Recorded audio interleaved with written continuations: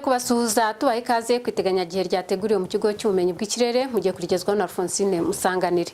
Twagize ikirere cyaranzwe n'ibicu byari byiganje kuva ku masaha ya mu gitondo kugeza ku masaha ku gicamunsi. Ku gicamunsi rero ibicu byagaragayemo ibiremereye ndetse bikaba byatanze imvura nkeya mu turere tumwe na tumwe tw'u Rwanda.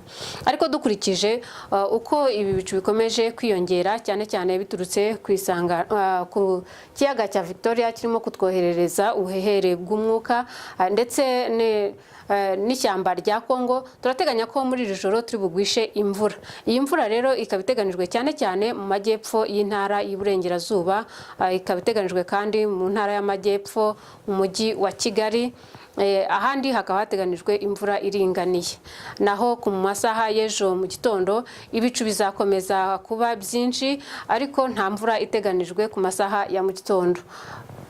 Musanze niho hateganijwe igipimo cy'ubushyuhe buri hasi ndetse na Gicumbi akariho hazakonja kurusha ahandi, naho Kigali mu ntara y'Iburasirazuba ndetse n'Iburengerazuba hakazashyuha kurusha ahandi ku masaha ya mu gitondo. Ku gicamunsi ibi bicu biziyongera bitange imvura mu turere tw'intara y'Iburengerazuba ariko cyane cyane mu majyepfo y'intara y'Iburengerazuba akariho hateganijwe kuzagwisha imvura kurusha ahandi, ariko no mu ntara y'Amajyepfo mu turere twaho twegereye intara y'Iburengerazuba hateganijwe imvura nkeya.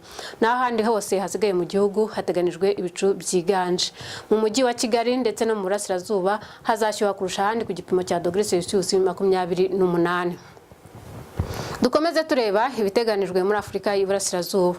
Bujumbura, Nairobi ndetse na Dar es Salaam hateganijwe imvura nkeya, ariko Dar es Salaam hakaba ariho hazashyuha kuri °C 30. Naho Kampala na Entebbe hakaba hateganijwe kuzagira ibicu byiganje. Dukomeza turareba hirya no hino mu mijyi itandukanye y'ahandi muri Afurika. Abidjan muri Cote d'Ivoire ku munsi w'ejo naho hateganijwe kuzagwa imvura ndetse akaba naho hateganijwe kuzashyuha kuzagira °C 31.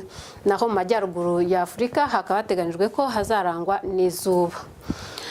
Mu Rwanda rero turateganya ko izuba riri burase saa 11:37 za mu gitondo rirenge saa 11:52 z'umugoroba. Mwakoze gukurikira iteganyagihe, tubifurije kugira ijoro ryiza.